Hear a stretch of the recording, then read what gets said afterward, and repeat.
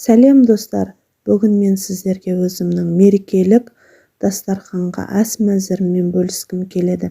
Ең әуелі мен рецептің басы керемет қатпарлы самсаның рецептімен бөліскім келіп отыр. Ол үшін мен бұл жерде 300 грамдай су алдым. Аса маңызды емес, жылы су, салқын су қалағандарыңыз. Мен салқындау су алдым. Және де суын тұзын басымырақ қылып, қамырды жұмсақтау қылып иледім. Біраз уақытқа тындырып қойып қойдым. Мінекей қамырым біраз 10-15 минут тынып болғаннан кейін қамырымды алып, кішкене өзіме ыңғайлы қылып 2-3 суала қылып бөліп алдым. Егер сіздер қамырды өте үлкен қылып жаямыз десеңіздер, 2-ге бөлсеңіздер болады. Негізі барынша 3-ге бөлген дұрыс, себебі өте жұқа қылып жайған кезінде ол қамырыңыз столдан төмен түсіп кетуі де мүмкін. Мінекей қамырымды суалалап, оны тағы да 5-10 минутқа қойып қоямын да, келесі кезек майға кірісемін. Мен бұл жерде тоң майды алдым. Тоң май мен ақ майды теңдей қылып құясыздар. Шамалап, менде таразы жоқ, көз өлшеммен құйдым. Және де егер қамырыңыз мөлшері көп болатын болса, кейін үстінен қосып дайындай бересіздер. Негізі бірге бір қосқан жақсы. Мінекей қамырларымды дайындап алдым. Жақсылап илеуі қанып, арада біраз уақыт тұрса, ол қамыр өте әдемі және жұмсақ, ішінде түйір-түйіршіктері болмай әдемі жайылады. Қамырды жайған кезінде барынша жұқағып, барлық жұқалықты қаншалықты жай аласыздар, соншалықты қылып жаю керек. Кейбір кезде мен өзі самсаны осылай жалпы қамыр жаюды басы үйренген кезімде қисық қылып жаятынмын, жұқа қылып жаятын кезде жыртылып кететін барлық жерінен. Сөйтіп үйреніп кеттім. Қазір енді қамырды тегіс және шеңбер дөңгелек күйінде жаямын. Мінекей қамырымды да жайып болдым. Майымды да жақсылап ерітіп аламын. Ыстықтау қылып ерітсеңіздер, жұқа әдемі жайылады. Егер сіздер шамалы ғана ерітетін болсаңыздар, ол қамырдың бетіне түскен кезде сол құйылған жерінде ғана тоңып қалуы мүмкін. Сол себепті шамалы ыстықтау қылып, осылай бір келкі қылып, өте қою қылып жағудың да қажеті жоқ майды, себебі пісірген кезде майы қатты еріп кетуі мүмкін. Өздеріңізге өте құрғақта жұқалап жайып қойсаңыздар, қатпары жақсы шықпай қалады. Сол себепті орташа қалыңдықта құйған жақсы. Мінекей қамырды орап, самсаға дайындап жатырмыз. Қалған бетінде осылай орап, қамырымызды, дайын болған қамырды пакетке, яғни пленка пакетке салып, қамыр обязательно жоқ дегенде 2-3 сағат тоңазытқышта тұрған жақсы. Қамырды өте әдемі қылатын ол мұздатқыш, тоңазытқыш. Мінекей екінші кезеңі біз фаршқа кірісеміз.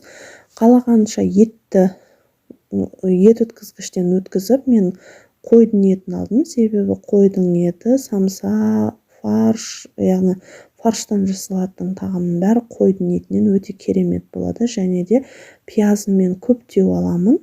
Ол өте сулы, сочный болуға көмектеседі. Тұз бұрышын әркім өзінің қалауынша салады. Дәмдеуіштен атсаңыздар, приправада қосуға болады. Әркім өзінің қалауы. Мен ондай приправалардың дәмін онша хош көре бермеймін. Сол себепті тек қана тұз бен бұрышпен шектелдім. Мінекей қамырым мұздатқыштан шығып, ерітіп алдым. Яғни мұздатқышта ол мұздап тұрғаннан кейін қайтадан ол жұмсару керек. Сол кезде қамыр өз алдына әдемі болады. Мына жерде дайын болған қамырды қайтып ұзыншақ қылып жазып алғаннан кейін шамасы 40 грамдай қылып кесеміз. Сонан соң осы видеода көріп тұрғандарыңызды бір бетін қатпарын бұзбаймыз, екінші бетімен біріктіріп отырамыз, осылай шеңберлейміз. Барлығын осылай. Мен пакетке салып алам. Егер арада үзіліс жасап, басқа жақтарға, басқа шаруаға кетіп жатсаңыздар, кеуіп, жабыспай қалып сондай болмайды. пакеттің ішінде тұра береді, әрі шашылмайды дегенде. Ұнға осылай малып барлығын бір келкі қылып жайып аламыз. Біреулер көбісі қамырды жайған кезде шамалы қалыңдықта жаяды. Мен олай жасамаймын. Мен жұқа қылып жаямын. Жұқа қылып жайылған қамыр өте қытырлап, кіршілдеп, кәушілдеген, слойлары ашылып әдемі болады. Бастысы жыртылып кетпесе болды. Өте міне жұқалығы да орташа, және видеода көріп тұрғандарыңызда слойын, қатпарын астына қаратамыз. Самсаның бетінде көрініп тұру керек. Теріс бетіне осылай фаршты әркім өзінің қалағанша салып шығамыз да, қалаған пішінге салып түйіп алсаңыздар болады. Мен бұл жерде самсаны өрілген түрін жасадым. Дәл осылай өріп, егер сіздерде уақыт тапшы болатын болса, осылай самсамаларды түйіп болғаннан соң тоңазытқышқа салып қойсаңыздар болады. Әсіресе қонақ күтетін кезде уақыт тапшы болып кетеді ғой. Бірақ ыстықтай қылып тартқан жақсы. Енді бір үйде қанша тірліктер көбейіп кетеді, үй жинау, басқа да заттарды жасау. Сол себепті осылай 1-2 күн алдын болса да өстіп самсаларыңызды түйіп, тоңазытқышқа дайын күйде салып қойсаңыздар, қонақ келерден алдын пісіріп алуға да болады. Сол кезде ыстықтай дастарханға ұялмай тарта бересіздер. Осылай өздеріңіз жұмыртқаның сарысымен, я болмаса айран жағуға да болады. Өте қатты әдемі қызартады, босатады дегенде. Осылай жұмыртқаны жақсылап жағып шығып, үстіне өздеріңізге ұнайтын мак болсын, кунжут болсын, кімге қалай ыңғайлы сеуіп шықсаңыздар болады. Тіпті сеппесеңіздер де болады, өзінің қатпары көрініп, әдемі болып шығады. Екінші рецебіміз қуырылған түшпәрә. Бұл жерде 1 стакан сүт, яғни 200 грамм сүт, 3 дана жұмыртқа және 50 граммдай щедрайлеті маргарин алып, үшеуін барлығын дәміне қарай азғантай 1 шай қасық, жарты шай қасық тұз қосып, бірақ маргаринді ертіп құймаймыз. Осы видеода көріп тұрғандарыңыздай үй температурасында тұрған майды саламыз дағыны. Турап салсаңыздар, қалған қолымызбен езіп, жақсылап орташа қатқылдықта қамыр илейміз. Өте жұмсақ болып қалмасын, себебі өте жұмсақ болған қамыр жайылған кезінде де, бір-бірін түйіп жатқан кезде де өте қатты босап, жабысып, адамды қинайды шамалы. Сол себепті орташа қатқылдықта болған жақсы, өте қатты да болмау керек. Бастысы илеуін қандырамыз. Мінекей, илеп болғаннан кейін дастарханға қойып, жақсылап илеуін қандырып, жасап, 10-15 минут уақытқа тындырып қоямыз. Оған дейін сіздер қайнаған картопты мен алдын ала езіп алдым. Мінекей видеода көріп тұрғандарыңызда, және тұз, бұрыш әркім өзінің дәміне қарай қоса береді. Ол фарштың ішіне мен пияз қосқан жоқпын. Егер сіздерге пияз ұнаса, пиязды қуырып қосқан жөн. Алдын ала қуырып алсаңыздар, соны пюреге қосасыздар. Мінекей қамырымды мен 2 зуала шығады 1 порциядан, және бұл 2 зуаладан шамасы 200-2 килограмм түшпәрә шығады қуырылған. Мінекей қамырымызды әдемілеп, өте қалың қылмаймыз, тым жұқа да болып кетпеу керек. Диаметрі 1,5 мм қалыңдықта қамыр жайылу қажет. Қамырымызды, бұл қамыр жұмсақтау болғандықтан өте қиын жайылмайды, әдемі тез жайылады. Кәдімгі түшпәрә сияқты, бірақ қамыры шамалы өзгеше, былайша айтқанда пузырчатый, қытырлақ болып шығады қамыры. Мінекей қамырымыз дайын, қалыңдығы да видеода көрініп тұр. Енді қамырымызды кесуге кірісеміз. Кескен кезінде барынша барлығын 1 сантиметрде кескен жақсы. Мен өте жұқа, өте кішкене қылып кесудің қажеті жоқ. Бір шамасы 5 сантиметрде қылып кесесіздер. 5-6 сантиметр қылып. Себебі бұл қуырылатын түшпәрі болғандықтан өте ірі болмау керек, өте майда болмау керек. Яғни әдемі. Өздеріңізге ұнаған пішінде түйсеңіздер болады. Мен кәдімгі түшпәраға ұқсатып түйдім. Үшбұрышты қылып түйуге де болады. Әркімнің өзінің фантазиясы. Мен алдындары үшбұрыш қылып түйетінмін. Бірақ отбасы мүшелеріме үшбұрышты фасон және фигурадан көрі қарапайым түшпәраның формасы ұнайды. Сол себепті қайтадан осы формаға көштім, былайша айтқанда, түйу әдісін. Мінекей осы видеода көріп тұрғандарыңыздай барлығын жазып, қайта жазған кезде де солай 6 сантиметрдей қылып кескен дұрыс. Және де ішіне фаршын өте көп салуға да болмайды, өте аз салып та қоймаңыздар, орташа. Енді сатуға жасайтын болсаңыздар, бизнес түріне айналдырамын, осылай да үйде отырып ақша табуға болады. Негізі заказ алып, әр килограммына да. Картобын ішіне көп қоссаңыздар, килограммды тез көбейтуге көмектеседі. Бірақ енді отбасы мүшелерім өзім жеймін деп пісірсеңіздер, ішін әдемілеп, начинкасын былайша айтқанда, әдемілеп және салмағын да керемет қылып салуға болады. Өте аз қылмай, өте көп қылмай. Мінекей видеода көріп тұрғандарыңыздай, мен осылай бір әдемілеп, жайып, жазып, түйіп аламын да. Өте көп уақыт алмайды, және бұның түйіп атқанда әдісі, қамырымыз үлкен ғой, сол себепті салған қоспамыздың, начинкамыздың айналасын ғана басамыз, жанындағы құлақшаларын да басып біріктіріп қоюға болмайды. Себебі майға қуырылған кезде ашылып, әдемі пісу керек. Сол себепті міне видеода көріп тұрғандай, начинканың айналасын ғана басамыз да, және соған түйеміз. Екі құлағы бос қалу керек. Мінекей, жақсылап қарап алыңыздар. Мен бірнеше рет түйіп көрсетіп жатырмын. 2-3 адам болып түйсеңіздер, тез бітесіздер. Себебі қамырыңыз жабысып та қалуы мүмкін. Егер жалғыз өзіңіз жасайтын болсаңыз, суаланы 3-ке бөлген мақұл. Себебі әбіршіп қаласыздар. Менің өзім солай жасағанмын. Көз батырлықпен ғып түйіп алып, ақыр соңына қарай жабысып қалып, арада бала жылап қалатыны бар. Және бұның қуырып жатқанда пісіру әдісі өте тез піседі. Майды қыздырып аламыз да, бұл түшпәраны пісірген кезінде жақсы жері бұдан отход қалуы өте кем. Үшбұрыш болып қалған шеттерінде оны түйіп жібереміз. Қуырылған кезде ол білінбесі кетеді. Мінекей, табаға бірінгетін салып аламыз.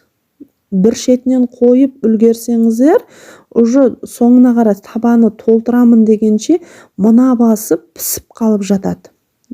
Жылдамдықпен осы басын аударып аламыз. Вилкамен істеген ыңғайлы.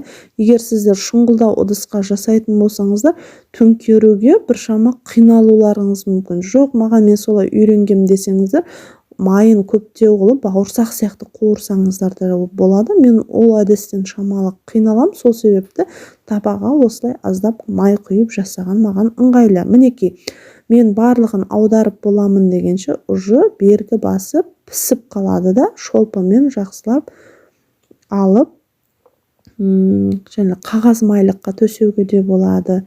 Жоқ, майын жақсылап сілкітіп, бірден ыдысқа салуға да болады. Майыңызға бастысы қызып тұрған болу керек. Егер қызымаған майға салсаңыздар, барлық майын өзіне сорып алады да, жеген кезінде де бірден жүрекке тиюі мүмкін. Сол себепті майды жақсылап қыздырған жақсы. Мінекей, дәл сол әдіспен пісу өте оңай, өте тез, уақытты да көп алмайды. Бастысы бұл жерде үйдегі бар заттармен қолданылады. Тек қана уақытты алатыны бұл жерде түю ғана шамалы уақытты алады. Қалған нәрселері оп-оңай. Дастарханды да көтереді, толып тұрады. Өзі қазақта ырымшыл халық қой, түшпәрә түйіп тойларға, әсіресе ер балаларға сүндет той берген кезінде түшпәрә қойған ер азаматтың несібесін көбейтеді деген ырым бар. Сол себепті де сүндет тойларда осылай түшпәрә қойып жатады. Уақытты көп алса да көпшілікпен білінбей кетеді. Мінекей осы әдіспен түйіп, самса екеуін әдемілеп тарелкаға орналастырып қойсаңыздар, керемет болып шығады. Осы әдіспен жасап көрсеңіздер де болады. Даже бұлай бизнес жасап, заказ алып сатуға да болады. Күшті табыс, шығыны аз, табысы көп, былайша айтқанда. Мінекей. Достар, мерекелік ас мәзіріміздің келесі тағамы бұл орама манты, яғни гүлханым деп те атаймыз. Оның жасау жолы өте қарапайым, жеңіл, қоспалары да аса көп нәрсені қажет етпейді. Ең әуелі қамырды жасаймыз. Қамырды өздеріңізге қанша суала керек, суды соған қарай саламыз. Мен бұл жерде 150-180 грамм су алдым. Тұзын басымдауыз қылып салып, орташа жұмсақтықта қамырымды жақсылап илеп аласыздар. Қамырды илеп болған соң, илеуі қанғанша біраз қолмен жұдырықтап басқан жақсы. Қамырын илеуі қанған қамыр әдемі тегіс жылтыр болып жайылады, және де жайып жатқан кезінде әр жерінен түйіршік түйін болып та тұрмайды. Илеуін жақсылап қандырап, илеп болған қамырымызды 10-15 минутқа демалдырып қоямыз да, келесі кезең бізде манты қазанның листларын жақсылап маймен қалыңдау қылып жағып аламыз. Егер майын жұқа қылып жағатын болсаңыздар, табамыз, яғни листтің астына мантының астылары жабысып, шашылып түсуі мүмкін. Сол себепті жақсылап қалыңдау қылып жаққан жақсы. Ал уақыт өтем дегенше біз қазанымызды жақсылап майлап алдық. Енді кезек сол қамырымызды суалалап жайып аламыз. Қамырды барынша жұқа қылып жайған жақсы. Біз басында қамырды тұзды қылып илеген себебіміз де, қамырды қанша жұқа қылып жайсаңыздар да, қамыр өзінің қалпын тастамайды, былжырап, яғни жайылып жерге жатып қалмайды. Тұзы басым қамыр жасаған мантілеріңіз тіке тұрып, қайқайып тұруына септігін тигізеді. Егер тұзы кемдеу болатын болса, қамырыңыз, былайша жалпақ тілмен айтатын болсақ, былшиып, жазылып, жатып алады. Тұзы басым болу керек, және де жұқа болу керек. Жұқа болған манты, орама гүлханымымыз өте әдемі болады, әрі дәмді болады. Негізі мәнті тамақты жасаған кезінде оған қанша ет, пияз, қанша дәмдеуіштер қоссаңыздар да, ол маңызды емес. Ең маңыздысы ол қамырда, тестасында. Қамырды әдемілеп, тұзын өзінің бабында қылып, барынша жұқа қылып жайған қамыр, сол тамақта өте түрі де әдемі болады, дәмі де өте керемет болады. Қамырымызды жайып болғаннан соң, басқа мантілерден айырмашылығы гүлханымның кесу үлгісі 5 бармақтың кесу үлгісіне ұқсайды шамалас, бірақ біз 5 бармақты шамалы қиғаштау кесеміз ғой, ал гүлханымды біз тігінен кесеміз. Егер суалаңыз үлкен болса, 4-5 бөлікке де бөлуге болады, ал суалаңыз өте үлкен болмаса, 3 бөлікте жеткілікті. Мен де бұл жерде 3 бөлікке ғана бөлдім. Және егер фаршыңыз майлы болмаса, немесе отбасы мүшелеріңіз майлы тағамды ұнатып сүйсініп жейтін болса, онда сіздер әр жайған, яғни кесілген кусоктардың астына майды щеткамен бір полоска қылып, яғни бір сызық жағып өтсеңіздер де болады. Қалаған майларыңыз. Қаласаңыздар тоң маймен араластырып істеңіздер. Сұйық май, ақ майдың өзі де болады. Сливочный топленый масло да болады. Әркім өзінің қалауы. Егер жоқ майлыны онша ұнатпайды десеңіздер, мен өзім ішіндегі фаршым майлылау болған, құйрық майды әдемілеп қосқанмын ішіне жақсылап, сол себепті мен ішін қатты майлаған жоқпын. Ішін майлаған жоқпын мүлдем. Өзінің майы жеткілікті деп. Солай жасасаңыздар да болады. Мен бұл жерде фаршты асқабақтан жасадым. Қыс мезгілі болғандықтан менің отбасым өзі асқабақты денсаулыққа әрі пайдалы, әрі мезгіліне, сезонына қарай жеген жақсы. Асқабақты менің отбасым өзі сүйсініп жейді. Сол себепті де мен қыс мезгілінде басым көбірек қолданамын асқабақты. Мінекей қасықпен жайылған, кесілген қамырымызды ортасына таман салсаңыздар да болады, астына таман салсаңыздар да болады. Қамырыңызды өте ондай ширинасын широкий қылып кесуге болмайды, енді қылып. Себебі гүліміздің төбесіндегі қайырылған жапырақшалары жерге жатып қалуы мүмкін. Егер өте қысқа қылып кессеңіздер, гүлдің төбесі тікірейіп тұрып қалады. Мен сол себепті орташа енді қылып кестім. Шамасы бір 8-9 сантиметр бар. Шамалы қайырып қоямын. Қазір видеода көріп тұрғандарыңыздай мінекей фарштарымды жайғастырып болдым да, енді қамырды шамалы ораймын бел ортасына. Міне видеода көріп тұрғандарыңыздай қамырдың төбесі шамалы қалу керек. Егер сіздер фаршты аздап салсаңыздар да болады, мен толтырыңқырап салдым. Және де бұны ораған кезінде өте тығыз қылып орамаймыз. Өте тығыз қылып орап қойсаңыздар, қамырларыңыз арасы піспей де қалуы мүмкін. Ауа кіруге ыңғайлап күш жұмсамаймыз. Және мына видеода көріп тұрғандарыңыздай қамырдың бір басын ораған кезінде екінші басын қолмен бекітіп аласыздар, фарш төгіліп кетпейтіндей. Мінекей видеода жақсылап көрсетіп тұрмын. Және жабыстырғанда төбесінен бір, астынан бір қысып аламыз, жақсылап ажырап кетпейтіндей қылып. Қамыр жұқа болғандықтан аккуратно жасаймыз, абайлап. Себебі қамырды жыртып алуымыз да мүмкін. Және төбесін қайырып қоямыз. Мінекей манты қазанға барлығын орналастырып, 45 минутта қайнатып, төбесінен май жақсаңыздар, қамырларыңыз жылтырап, босап, әдем болып піседі. Дайын болған мантылерді дастарханға, легенге орналастырып, қонақтарға тарта берсеңіздер болады. Бетіне әртүрлі подлив болуы мүмкін, айранмен берсеңіздер де болады. Немесе де басқа да соустармен қосып ұсынуға да болады. Өте керемет дәмді тамақ. Жасап, отбасы мүшелеріңізге дәм татқызып, жасап көрген әсерлеріңізбен де бөлісіп отырыңыздар менімен де. Мен оған өте қатты қуанамын. Және де өздеріңіздің басқа да достарыңызбен, туыстарыңызбен, таныстарыңызбен бөлісіп отырсаңыздар да болады. Өз ойларыңызды жаза кетіңіздер. Сіздерден кері байланыс әлбетте күтіп қалам. Көпшілік адам айтуы мүмкін, неге сіз еттен жасамайсыз деп. Бұда фаршта қатып қалған қағида жоқ. Әркім өзінің қалаған ингредиентін қосуға болады. Енді бізді ел ішінде жүрген адамбыз, асқан-тасқан дүниеміз жоқ.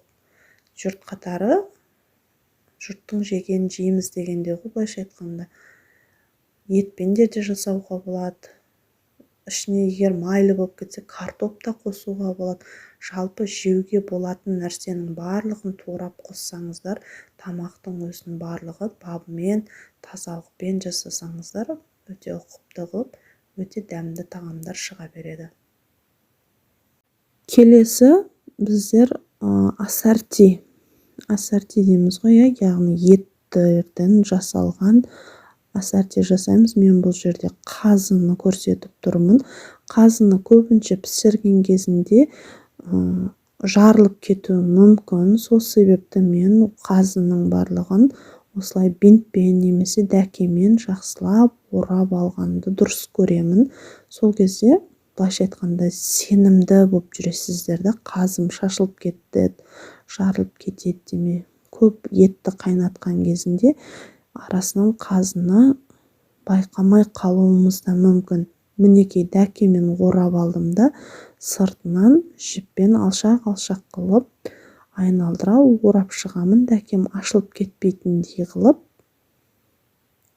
Бұны орағанда, осы жіппен ораған кезінде де осылай ақ түсін алған жақсы. Егер сіздерде жаңа түрлі түсті жіптерді алатын болсаңыздар, қызыл, жасыл деген сияқты түстерден, оның бояуы ыстық суда, қайнаған суда бояуы шығып, қазымызға әр жерінен қызыл, жасыл боп жұғуы мүмкін. Ол жеген кезде адам шошып та қалуы мүмкін. Яғни мынау не зат деген сияқты, әсіресе той-томалақта отырғанда.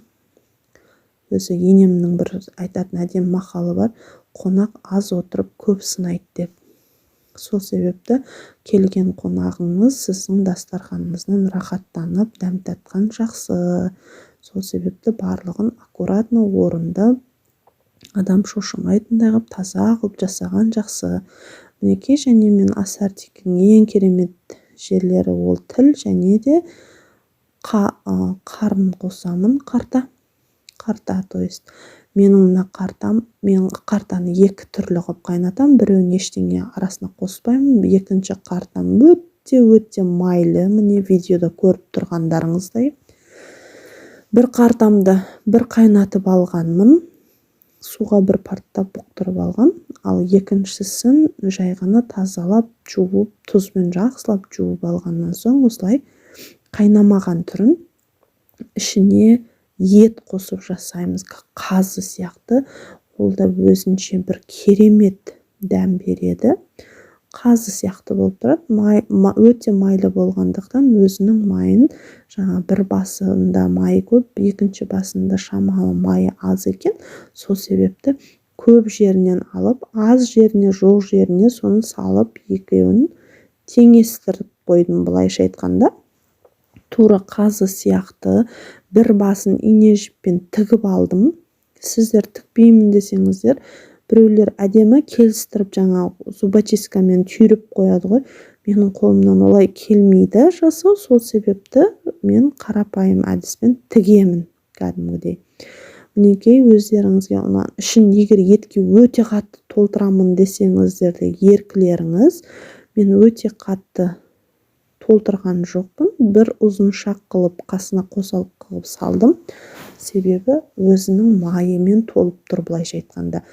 Қазы сияқты шығады ғой, бұл да етпен май болып. Ішін етін жақсылап мариновать еттім. Алдын ала жасап қойсаңыздар да болады. Мен алдын ала жасаған жоқпын. Жай ғана тұзбен, бұрышпен дәміне қарай әдемілеп бәрін салдым. Сіздерді дәл осы әдіспен жасап көрсеңіздер болады. Өзі ассорти деген нәрсеге біз көбінше жаңа шұжық деп айтады, колбасаның түрі. Біз ондайды көп қолдана бермейміз. Жай ғана енді көпшіліктің сұранысы ғой деп бір түрін ғана алып кеп саламыз. Основной басым көпшілігі кәдімгі қазақша ет болады. Өзіміз жемеген екен, жұртқа да олай ұсынбаймыз, былайша айтқанда. Мінекей, ішіне етін салып, қолыңызбен жылжытып, ептеп, былайша барлық орысша айтқан кезде равномерно бәр жерге тегісті ет біркелкі түскенін қолмен ыңғайлап жасап аласыздар. Дәл осылай жасап, екі басын жіппен тігіп, суға салып қайнатамыз. Қайнаған кезінде де мұқият болған дұрыс. Әсіресе алғаш келіншек болып түскен кезде де көп қателіктер жібересің. Себебі қыз кезіңде яғни анаң болады, қадағалап жүретін жеңгелерің болады. Біз жай ғана қыз кезіңде жаңа әшейін көмектесіп, тиіп қашып жүріп істейсің ғой, барып көре саш десе көріп, көбігін аласа аштысы біреудің айтуымен, жол көрсетуімен жасаймыз. Ал келін болсаңыз, барлық тірлік былайша айтқанда сол аналарымыз, жеңгелеріміздің істеп жүрген тірлігі сіздің де басыңызға түсуі мүмкін. Сол себепті басында былайша айтқанда каждый мелочь важный болып тұрады ғой.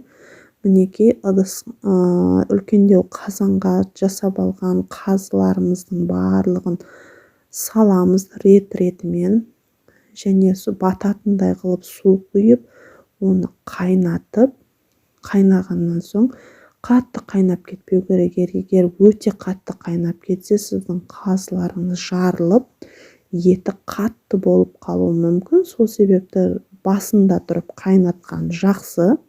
Осылай бір қайнаған кезінде көбік шығады да, көбігін алып, қазыңыз қандай да любой ет пісірсеңіз, қасына пияз салған дұрыс. Пияз әрі дәм береді, әрі етіңіздің жұмсақ болып пісуіне көмектеседі. Мінекей мен 2 үлкен бас пияз салдым да, оларды қайнаттым. Мінекей 3 сағат өтіп, сорпам өте майлы болып шықты. Ол майлы сорпаға қамыр салып жіберсеңіздер де керемет тамақ болып шыға келеді. Осынша етке, қазға піскен сорпада дәм өте күшті болады. Мінекей осылай сүзіп алдым. Суығаннан соң, далада я болмаса үй жағдайында суығаннан соң, тоңазытқышқа 2-3 сағатқа салып, мінекей ассортиларымызды кесуге кірісеміз. Тоңазытқышта тұрған ет, шұжықтар әдемі кесіледі. Қазы, егер тоңазытқышқа салмай жасайтын болсаңыздар, шамалы тураған кезінде қиындық тудырады да, шашылып кетуі мүмкін. Мінекей дастарханға енді тартуға болады. Керемет қылып өзіңіздің фантазияңызға қарап орналастырасыздар. Мен бұл жерде ешқандай аскөктерді қоспадым, себебі базарда тапшы болды. Келесі кезек бізде салат. Салаттың мен бұл жерде 2 түрін көрсетемін. Біреуін майонезбен, біреуін соямен. Бұл салат бізде майонезбен делюкс деген салат. Бұл жерде бізге грибы керек. Мен бұл жерде шампиньон алдым. Сіздер өздеріңізге ыңғайлы, өздеріңізге ұнайтын саңырауқұлақты алсаңыздар болады. Бірақ қалта көтеремдісі халыққа қолжетімді осы түрі болғандықтан мен осы түрін алдым. Өздеріңізге ұнаған формада кессеңіздер болады. Мен бұл жерде қарапайым кесу үлгісін таңдап, солай кесіп жатырмын. Өзіме ыңғайлы қылып, барлық саңырауқұлақтарды осылай турап аламын. Оның үстіне бұқтырылған, тұзға бұқтырылған, яғни соленый огурец деймін. Соленый огурцты да кезек артынан тураймын. Оны да өздеріңізге ыңғайлы қылып турайсыздар. Ұнаған фасонда мен бұл жерде соломка, қиғаш түрін алдым. Солай қиғаш қылып барлығын, яғни палауға турағандай қылып турап аласыздар. Егер сіздер көп қылып жасайтын болсаңыздар, мен бұл жерде бір порциядан, яғни 6 тарелка жасаймын. Мен егер сіздер көп мөлшерде жасайтын болсаңыздар, осы ингредиенттер, яғни қоспаларды көбейтсеңіздер де болады, қалауларыңызға қалай. Мен 6 тарелка шығатын қылып жасаймын. Мінекей бәдреңдерімізді де, яғни тұздалған бәдрең қияр деймі, соны турап алдым. Мен бұл жерде қиярдың 2 түрінде қосамын. Тұзға бұқтырылғанда және қарапайым свежий түрінде, балғын түрінде қосамын.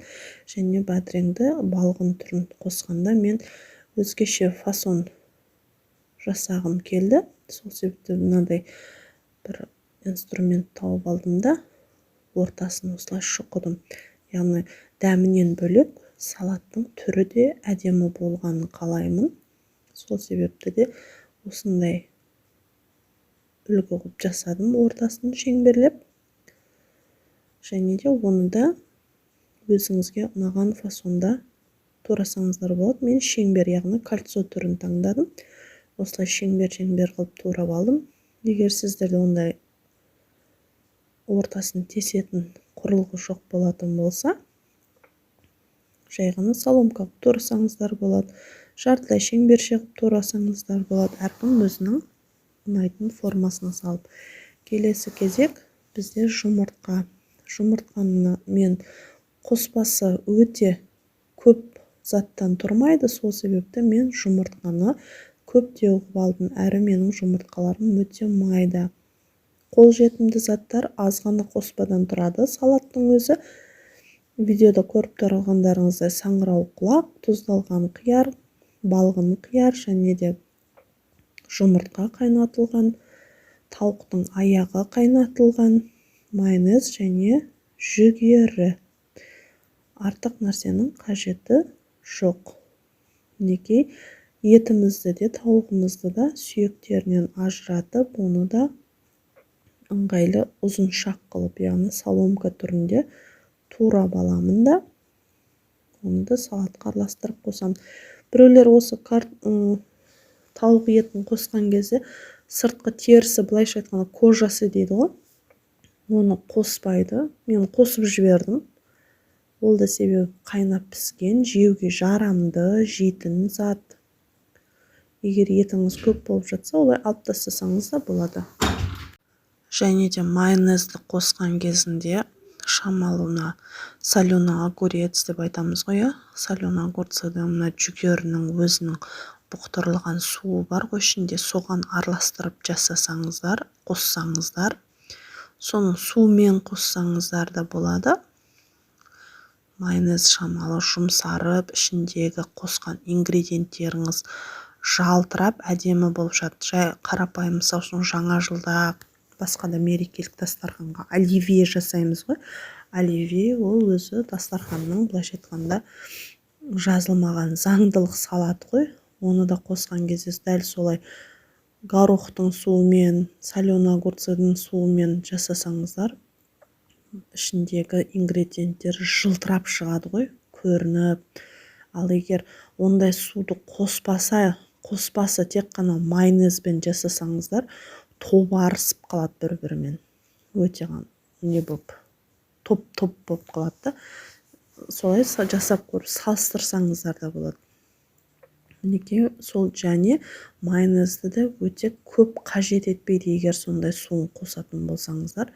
Дәміне қарай тұз қосып, мен бұл жерде тұз қосқан жоқпын, себебі саңырауқұлағымда және тұзға бұқтырылған қиярдың өзінің тұзы жеткілікті, сол себепті де тұздаған жоқпын. Соның тұзымен әдемі болады. Егер тұзды да үстіне қосатын болсаңыздар, бірді ғана болып тұзды болып кетуі мүмкін. Жеген адамға, былайша айтқанда, неприятный, не по вкусу болуы мүмкін. Тұзды өте көп қосудың қажеті жоқ. Мінекей, дәл осы әдіспен жасап көрсеңіздер де болады. Келесі біздің жасайтын тағамымыз, ол екінші салаттың түрі, соядан жасалған салат. Бұл жерде мен тоже бұғанда ет қосамын, бірақ етімді алдын ала қайнатып, қалағандарыңызша, еті көп болсын десеңіздер, көбірек қоссаңыздар болады. Азғантай ғана қосамын десеңіздер, оны қоссаңыздар болады. Қайнатып жатуға уақыттарыңыз болмаса, свежий етті алып, жай ғана майға қуырып, соны майымен бірге қоссаңыздар болады. Мен бұл жерде алдын ала етімді қайнатып алдым. Қайнаған етті қосқалы жатырмын. Майды үстінен құя саламын. Ал сіздер сол кезде қуырсаңыздар да болады. Ода тұрған аса қатты өзгешелік жоқ. Міне, етті де өздеріңізге қалаған формада кесесіздер, турайсыздар. Біреулер төртбұрышты үлкен ірі қылып турайды. Мен бұл жерде ұзыншақ қылып турадым. Етімді, былайша айтқанда, барлық ингредиентімді, қоспаларымды ұзыншақ формамен турадым. Маған соломка фасоны, ромбик соломка фасон қатты ұнайды, сол себепті солай көбінше тураймын. Маған кейбір достарымды айтады, сен салатты үнем, осылай турайсың я деп. Я, маған ромбик немесе соломка фасон қатты ұнайды, ыңғайлы өзіме. Сол себепті солай тураймын. міне қиярымды да кескен кезінде барынша ұзыншақ қылып, өте ұзын емес, орташа ұзын қылып турағанды жақсы көрем, ұнайды. Сол себепті солай тураймын. Қиярымызды да солай турап аламыз. Ұзыншақ қылып. Және бір айта кететін нәрсе, сояны өте көп қоспаймын бұған. Себебі май қосамын қыздырып. Сол себепті егер сіздер майды қаламаймыз, біз майлы көп жемеймін, маған өтім толған олай болмайды десеңіздер, майды қоспай-ақ сояны көптеу қосуға болады. Және сояны алған кезінде, сояның қазір түрі көбейіп кетті ғой. Осы сырты қызыл тикеткасы қызылын алған дұрыс, оның соясы шамалы қою болады. Егер сырты сап-сары сояның түрі бар, бір рет мен солай алып қателескенмін, оның іші былайша айтқанда әншейін қара су болып тұрады. Сол себепті сояны алған кезде де қоюлау түрін алған дұрыс. Қиярларымды да дәл солай турап алдым. Және болгарскийлерді қосқан кезінде, яғни светофор түрін алсаңыздар болады. Көк, қызыл, сары деген, жасыл. Яғни көп қоссаңыз, әрі ингредиенті де көп болады, және салаттың түрін келтіретін, ол әр түрлі және де әр түсті қоспаларды салсаңыздар, салаттың түрі әдемі болады. Көк шөптерден де көп қосуға болады. Мен көк шөптерді қоспадым, себебі қыс мезгілі болғандықтан, біз жақта бұрын соңды бұндай суық болмаған, өте қар қалың түсіп, 50 сантиметрге қалыңдығы жетіп, базарымызда осындай көкөністерді табу өте тапшы болып қалды. Сол себепті де мен ешқандай дастарханыма, бұл бүгінгі мерекелік дастарханыма көкөніс, ас көктерді көп қосқан жоқпын. Былайша айтқанда мүлдем қосқан жоқпын. Салаттарыма да, жаңағы ассортима да, негізі дастарханның сәнін келтіретін ол көк шөп. Барынша сонымен әсемдесеңіздер де, сол ас көктерді көп қып салсаңыздар да, тамаққа, салатқа керемет дәм береді. Мінекей қызанақтарымызды да өздеріңізге ұнағандай қылып, мен қызанақтарды өте жіңішке қылып тураған жоқпын, ірілеу қылып турадым және ұзыншақ қылып турадым. Барлығын қосып аламыз, және бұның ішіне мен зеленый горошек дейді ғой, горохтың сол консервінің түрін қосамын. Өте көп қоспаймын, оны да сол себепті мен осылай бір баночка алсам, 2-3 салатқа былайша айтқанда жеткіземін. Азнаулақ қылып. Өте көп қосып жіберсеңіздер де дәмсіз болып қалуы мүмкін. Сол себепті барлығын шамасына қарай. Және де сарымсақ, чеснок. Чесноктың да мен 5-6 бас зубчик, түйір деп айтады ғой. Соны ғана қосам. Егер өте көп қоссаңыздар, асқазанды күйдіріп ғыжылдатып жіберуі мүмкін. Изжога беріп, жоқ, мен өте ащы қылғым келеді десеңіздер, осы салаттың ішіне 2 бас пияз турап жіберуге де болады. Түрін әдемі қылғыңыз келсе, пияздың да өзінше дәмі бар, түрі бар. Бір дана ақ пияздан, бір дана фиолетовый пияз бар емес пе? Түрі әдемі болып тұр. Сол 2 түрінен араластырып қоссаңыздар да болады, және әшшілігі де керемет болады. Және де бұның ішіне қызыл бұрыш, қара бұрыш дәміне қара, кім әшшіліктің қай түрін жақсы көреді, содан қоса беруге де болады. Мінекей горохты қосқан кезде осылай суынан сорғытып алып қосып жатырмын. Себебі өзінің су бөлініп шығады. Сіз егер горохтықында қоссаңыз, ол былайша айтқанда сорпаға айналып кетуі мүмкін.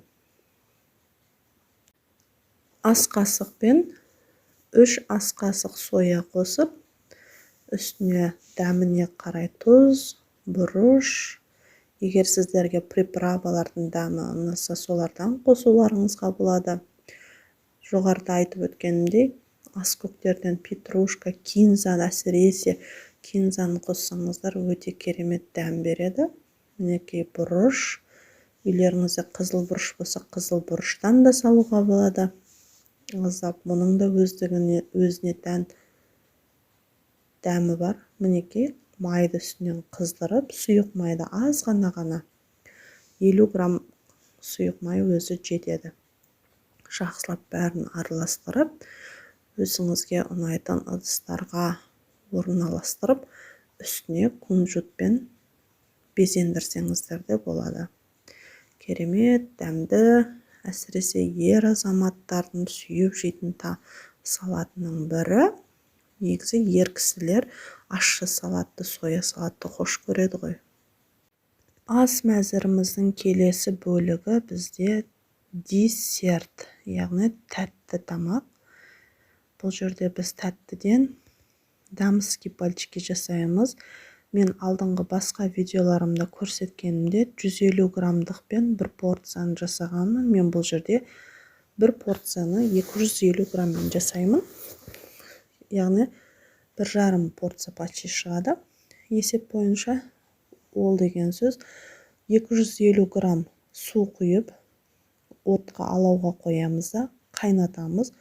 Су қайнағаннан соң үстіне 250 грамм маргарин. Мен щедрайлеті қолданамын. Маргариндердің ішінде жақсысы деп білемін. Қолжетімді, халыққа да ыңғайлы, майлылығы да керемет. 250 грамм мінекей щедрайлетіміз еріп, үстіне жарты шай қасық тұз салдым. Бір қай араластырып болған соң 250 грамм ұн қосамын. Ұнымызды өте жылдамдықпен алаудың астын төмендетіп, осылай венчикпен, я болмаса осы лопаткамен, гелевый лопатка немесе ағаш лопатка қолданғандарыңыз дұрыс, бірақ темір ыдысты жақындатпаған жақсы, және де ыдыстың астындағы ыдысы эмалированный ыдыс болған жақсы. Алюминий затты қолданбаңыздар. Қамырдың дәмін бұзып жібереді. Алюминий қайнаған кезінде қамырға өзінің реңін беріп қою мүмкін да, қамырыңыз қап-қара болып кетуі мүмкін. Мінекей қамырымыз суығанша араластырып отырамыз да, жұмыртқаны дәл сол ыстық күйінде салып жібермеңіздер. Өте қатты ыстық болса, жұмыртқаңыз пісіп қалады. Және де жұмыртқаның барлығын бірден шағып салуға да болмайды. Жеке-жекелеп, осы бір-біреулеп жұмыртқаны салып, жақсылап араластырып, жұмыртқаны қамырға сіңдіріп болғаннан кейін барып келесісін шағыңыздар. Ой, қазір бәрібір салам ғой үстіне деген сияқты сіңдірмесі салып жіберіп жүрмеңіздер. Тестасы өте капризный дамский пальчик. Егер сіздер осы видеоға қарап, осы үлгімен дұрыс жасайтын болсаңыздар, пальчиктеріңіз өте әдемі, бұл пішін болып піседі, былайша айтқанда үлпілдек болып піседі. Мінекей ең соңында қамырыңызда осындай консистенция пайда болады. Сұйықтығы, қоюлығы дегенде видеода көріп тұрғандарыңызда, мен бұл жерде 7-8 дана жұмыртқа кетірдім. Жұмыртқаларым кішірек болғандықтан 7 салдым. Мінекей табаға сіздер осылай мен кішкентай қасықпен салып жатырмын, себебі пленка қалташам жоқ. Егер сіздерде қалташа бар болатын болса, таяқша күйінде құйсаңыздар да болады, өздеріңізге қалай ыңғайлы солай жасасаңыздар болады. Мен бұл жерде 2 шай қасықтың көмегімен арасын осылай алшақ қылып саласыздар, себебі бұл өте қатты көтеріліп іседі, сол кезде бір-біріне жабысып, кейіліп қалуы мүмкін. Печкамызды алдын ала қыздырып, 180-200 градуста осылай пісіреміз. Өте керемет пончиктер болып піседі. Өте жылдам піседі. Және де көтеріліп жатқан кезінде алғашқы 3-4 минутта ашуға болмайды. Мүлдем ашуға болмайды. Егер ашатын болсаңыздар, пончиктеріңіз осылай көтерілмей қалады. Әдемі болып ашпай пісіреміз сыртынан қарап. Мінекей жылдам піседі және астына төсеген пергаментті қағазыңыз түгелімен осы тестаның барлығын пісіріп шығуға жарайды. Бір қағаздың өзі. Әр қағазбен ауыстырудың қажеті жоқ және астын майлаудың да қажеті жоқ. Өте оңай. Бастысы қоспаларын дұрыс салып, тура видеодағыдай рецептпен жасасаңыздар, әдемі ойдағыдай болып шығады.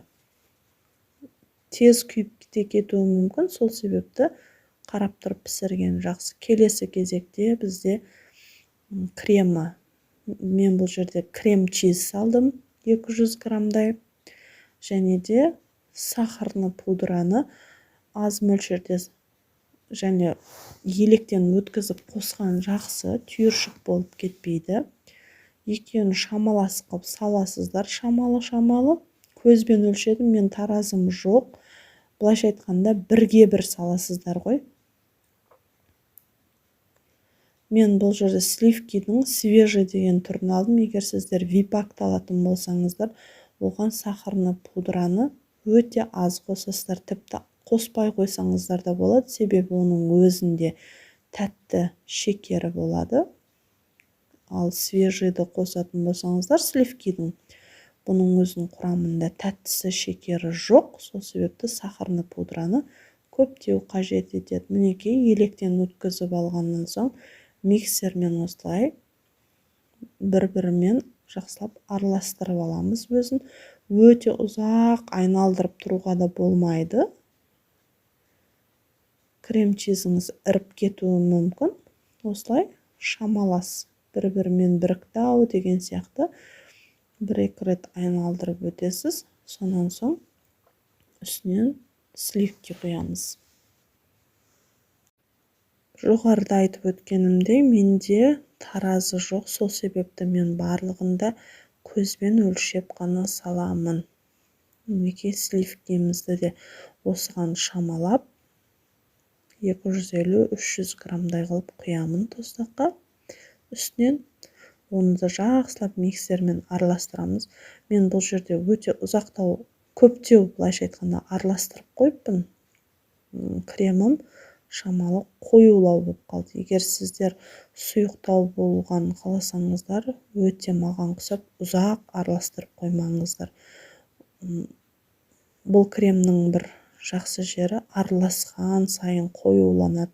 Салқын жерде тұрған сайын холодильникке сәл бір салып алсаңыздар да, егер ішінде қоспаларыңыз аз болып қалып жатса, өте сұйық болып. Тоңазытқышқа 15 минутқа салып алсаңыздар, демде қоюланып шыға келеді. Мінекей, менің сахарны пудрам кемдеу болып қалып еді, үстінен осылай қосып жіберемін.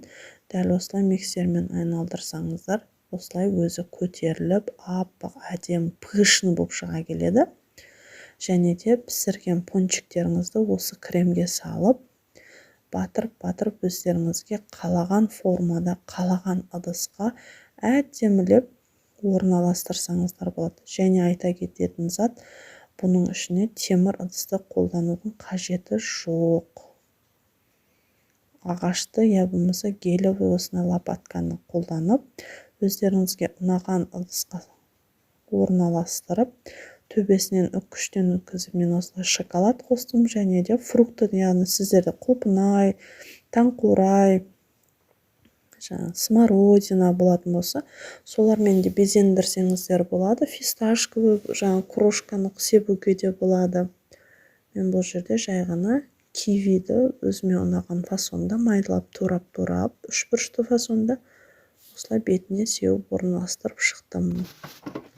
Өте керемет, басқа тәттіні қажет етпейсіз, осылай жасап көрсеңіз болады.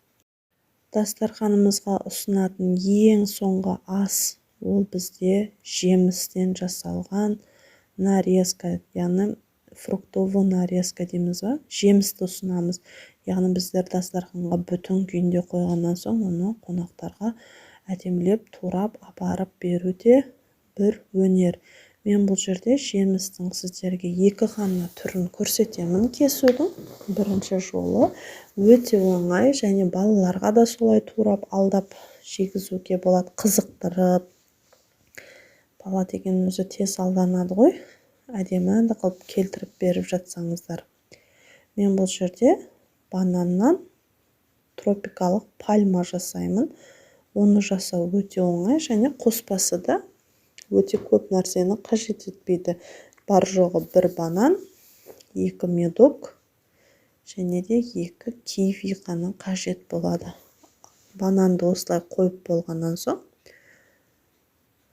кусоктарға бөліп турап алам. Бүтіндей де қоюға болады негізінде. Турап қойсаңыздар, жеуге де ыңғайлы болады. Осылай бананды екі жанына бір-біріне қаратып қоямыз. Және де астына медоктарымызды ашып, кішкене бөліктер өзі бөлініп тұрады ғой, соларды жеке дара бөліп алып, астына былайша айтқанда жағажайдағы торпағы, құмы деймі, песок, сол песогын жасаймыз. Өзінің түрі де соған ұқсайды. Және де пальманың басын, жасыл шөптерін, жапырақтарын, былайша айтқанда, сол жапыраққа түстес кивиден жасаймыз. Жоғарыда айтып өткенімдей, жеміс көкөністерімнің түрі шамалы шаршап қалған, оған мән бермеңіздер. Себебі мен аяқ астынан қонақ шақыратын болдым. Ауа райының да қолайсыздығына қарай, базарда бар табылған көкөніс пен жемістерім осындай болып қалды. Яғни алуға тура келді, бары сол болғандықтан, бірақ іші бұзылмаған, сырты шамалы осылай қарайыңқылап қарап қалған. Өте суық, бізде бұрын соңды бұлай болмаған. 50 сантиметр қар, оңтүстікте бұрын соңды 30 жылда болмаған нәрсе. Сол себепті көкөністер, аскөктердің табылуы бірден бізге қиындық тудырады. Базарда табылған осы болып, барына қанағат қылып ала бердік. Осылай әдемілеп астына керемет қылып песоктарымызды орналастырып алдық. Песок қылып, қателесіп кетіп ғой. Медоктарымызды орналастырып алдық. Енді жоғарғы бөлігі, яғни жапырақшаларына кірісеміз. Жапырақшаларын жоғарыда айтып өткенімде кивиден жасаймыз. 2 дана киви кетеді. Кивиімізді жақсылап аршып, оны да сопақша ұзыншақ көлемде турап, жапырақтарын да әдемілеп орналастырамыз. Осылай нарезка турау барысында көкөністерге, яғни осы фруктовый нарезкаға арналған түрлі аксессуарлар бар. Осындай түйреуіш, яғни зубочистканың түрлері бар, зонтик түрі бар, моншақ, яғни бусы түрімен бар, жемчуг түрімен бар. Әр түрлі фруктовый түрлері де бар. Соларды қолданып, осы нарезкаңызға сән берсеңіздер де болады. Менде үйде бар жоғы, қолда бары табылғаны осылай зубочистка түрі болды. Солардың түрін ғана қолдандым. Бірнеше жерге шаншып қойсаңыздар, қасына соларды тіреп қойсаңыздар, өте сіздердің нарезкаларыңызға әдемі сән береді. Былайша айтқанда, видін күшті қылады. Екінші түрі, бұл жерде алмалардың мен 2 түрін алдым, қызыл және сары қылып. Диаметрі 0,5 сантиметр қылып турап, ұзыншақ қылып, және де жүрекше формасына келтірдім. Ортасынан төменге қарай тартсаңыздар, алманы былайша айтқанда 2-ге бөліп, ұзыншақ қылып турағаннан кейін, сол бөлген бөліндіні де теңдей қылып бөлген дұрыс. Ортасын төменге, қалғандарын жоғарыға бір-бір қабатын, яғни туралған қабатымен көтерсеңіздер, осылай жүрекше сияқты әдемі форма береді. Екінші жартысында дәл солай осындай әдіспен 0,5 сантиметр диаметрінде турап, дәл екінші жартысы сияқты жүрекше формасына келтіріп, жинап, былайша айтқанда, тарелкаға орналастырамыз. Екінші тұста алманы, яғни сары тұста алманы да дәл сол фасонға, дәл сол үлгіде тураймыз. Яғни қандай да бір затты жасасаңыздар, нарезка болсын, салат болсын, яғни әртүрлі түстерден, әртүрлі жемістерден, көкөністердің барлығын, яғни жеуге болатын заттың барлығын сәнін келтіріп тұрып турасаңыздар, ол сіздің дастархандарыңыздың көркін ашады. Яғни қызыл түс, сары түс деген түстерге әсіресе адамның көзі тез түседі. Осылай жасасаңыздар да болады. Және де мен медоктан әдемі гүл ашылып тұрған гүлді жасауға да болады. Медокты мандариннен жасауға болады, бірақ мандариннің сырты қатты болғандықтан ол сынып кетуі мүмкін де, медоктан әдемірек шығады, әрі оңай шығады. Медоктың өзін 6 бағытқа бөлесіздер. Сыртқы қабығын қатты басып, күшпен басып, кесіп жібермесеңіздер болды бастысы. Яғни теңдей қылып 4-ке бөліп болғаннан соң, оның арасынан тағы бір бөліп шықсаңыздар пышақпен, әдемі жапырақша болып шыға келеді. Мына видеода көрсетіп тұрғандай, өте соңына дейін апармайсыздар, бірақ жартысынан асырасыздар. Осылай кесіп болғаннан соң, сол жапырақты арқаға қарай орап ашсаңыздар, гүл болып ашылады да, ортасын жүзіммен безендірсеңіздер де болады. Я болмаса өзін қоюға да болады. Әркім өзінің қалауы. Дастарханға қойған кезінде әрі сырты қабығы ашылып тұрады, әрі әдемі вид беріп тұрады. Осылай гүл жасап аламыз. Келесі кезек бізде банан. Бананнан біздер дельфинчик жасаймыз, былайша айтқанда. 2-ге бөлесіздер бананды, сонан соң 2 басын дельфиннің басы қылып, жай ғана басын шамалы пышақпен тіліп кессеңіздер, ауыз ашылып тұрады. Сол ауызға жүзім, я болмаса оливки, сондай нәрселерді тіреп қоюға да болады. Ештеңе салмай қойсаңыздар да болады, тіпті ештеңе таппасаңыздар, немесе ондай ештеңе табылмаса, жай ғана алманың өзін 3 бұрышты, 4 бұрышты қылып турап, алманы тістетіп қойсаңыздар да болады. Менің бананым бұл жерде шамалы қарайыңқырап тұрғаннан соң, түрі қашып қалған дельфинчик пайда болды, былайша айтқанда. Егер де нарезкаңызды ұзағырақ қарайып кетпей тұру үшін, оларды сок, яғни кәдімгі тетрапакеттегі соктарға малытып алуға да болады. Алмаларыңызды ашып жуып болған соң, осылай 2-ге бөліп, турамай жатып, сол сокқа 10-15 минут батырып қойып, ол өзіне сол шырынды сіңіріп алғаннан соң барып турасаңыздар, сонда жемістеріңіз ұзағырақ қарайып кетпей, балғын түрін сақтап тұрады. Егер оны ұзағырақ жасап қоймайтын болсаңыздар, турап беріп, моментально сол жерді қонаққа ұсынсаңыздар, онда олай жасаудың қажеті жоқ. Егер ұзақ уақыт сақтайтын жағдайда, солай жасап көрсеңіздер болады. Ол өзінің балғын түрін әжептәуір ұзақ уақытқа сақтап тұрады.